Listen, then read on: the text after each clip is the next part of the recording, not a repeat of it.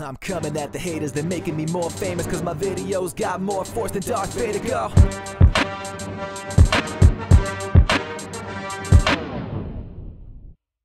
Ladies and gentlemen, welcome back to the Battlefront Bazaar. If you're a consistent viewer of this channel, you most likely are a dedicated player of Battlefront 2, and this video might come across a little strange, which is okay. My target audience for this video is actually those who are not current Battlefront 2 players, or people who had bought the game at launch, then decided to toss it to the side after the whole loot box debacle. Being active on social media, and within circles who don't play the game, I hear frequently that this game is pay to win. Battlefront 2 is pay to win, so I'm not going to buy it. I hear this sentiment even still to this day, despite all the huge changes that DICE and EA made to the game, including the massive progression system overhaul back in March, which basically put the nail in the coffin of any pay-to-win type element in this game. And it's not like the progression overhaul wasn't advertised. As far as I'm concerned, I think EA and DICE did a decent job at letting people know about the removal of the loot crate system. An in-game fix like that doesn't exactly warrant a brand new advertising campaign just to inform people, so considering that, I think they did all they could to get the word out.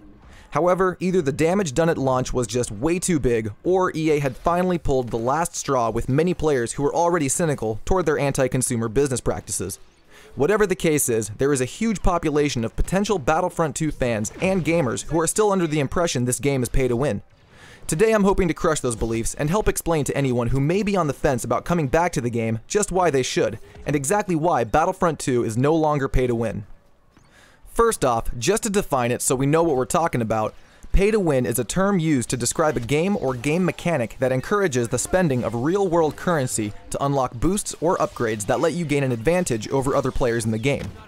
Usually, these types of games are free to play on a mobile platform, and it's very rare to see something like this in a major AAA title.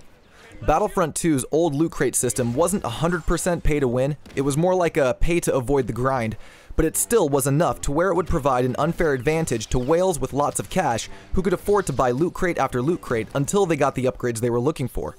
Since the crate system in Battlefront 2 was entirely based on chance, you had virtually no control over what upgrades you got for which trooper, hero, or vehicle, and you had to rely on luck if you wanted to level a specific class or vehicle up. In theory, you could have a maxed out trooper or vehicle that you had never played as, and right off the bat that seemed pretty backwards to almost every Battlefront fan. This was how the game operated for the first 4 months of its release. In March of 2018, however, we got the biggest overhaul this game will probably ever see in the form of the progression system update. As our global communications manager, Ben Walk, has described it, they ripped out the spine of the game and replaced it during a live setting. This, unfortunately, set the game back by many months in terms of content, since the progression overhaul used up so many resources and time, but at least the game is now no longer running on the slot machine mechanic to level up the playable features. It now runs basically how everyone envisioned it would before launch, with progression of each hero, class, and vehicle being based on time spent playing as them and on how well you play. Star cards and abilities, which were previously hidden behind the casino-style lottery system, are now unlocked by leveling your troop or vehicle, with higher levels unlocking the arguably more useful star cards. The overhaul got rid of crates almost entirely as well, with the only remaining crates being the daily crates that contain a consistent 500 credits, as well as special crates given out to the players by DICE themselves, which usually contain rewards in honor of a special event or something along those lines.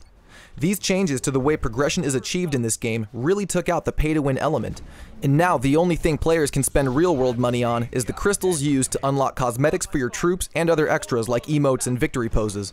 All of these unlockables are completely optional and do not affect gameplay in the slightest, and this is exactly how microtransactions should work. You shouldn't have to pay extra money after spending full price or more on a major game release just to progress. That is scummy and greedy, and it was in fact the business model surrounding this game at launch. It was honestly a bit of a slap in the face to gamers everywhere, releasing this game with that system in place and honestly believing that people were not going to have an issue with it. It still blows my mind to this day that that actually made it through every single process that goes into making and finalizing a game, but at the very least it has now been removed, and with it, any element of pay to win. Since the progression update, the flow of content in Battlefront 2 has been pretty slow, but it has been steady, with plans to release a lot more content in the coming months. It looks like this winter is going to be packed with Battlefront 2 content revolving around the Clone Wars, so this is probably the best time to get back into the game if you're one of those who put it down after the pay-to-win scandal. The most recent updates in July and August have also seen changes to in-game mechanics, such as the amount of battle points needed to play as heroes or special troops, making it easier for new players to jump into the front lines and enjoy some quality Star Wars action. Battlefront 2 still isn't without problems, and certainly it needs more balancing as it goes and as more players come into the fold, but it really is a lot of fun if you're a fan of Star Wars, and if you want to immerse yourself in that universe, there really is not a better outlet to do that. At least consider picking the game back up, or buying it for the first time, and if this video has helped change your mind on Battlefront 2, let me know in a comment. I'm hoping more people come back to it because that will really make a statement and show EA that this game is valued by the player base, and by extension that they should value it too. But as always, let me know your thoughts in the comments section. I'd love to hear some testimonies of why you put the game down, or didn't buy it, or whatever else. Let me know if you're one of those people who was still under the impression that the game was pay to win. I'm curious how many people I could help influence. I appreciate you all stopping by the bazaar. This has been Turkish Delight, and I'll see you all out on the battlefront. Peace.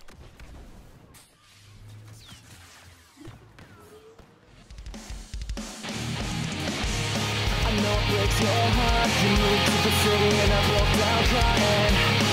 4 years, no come, and now you're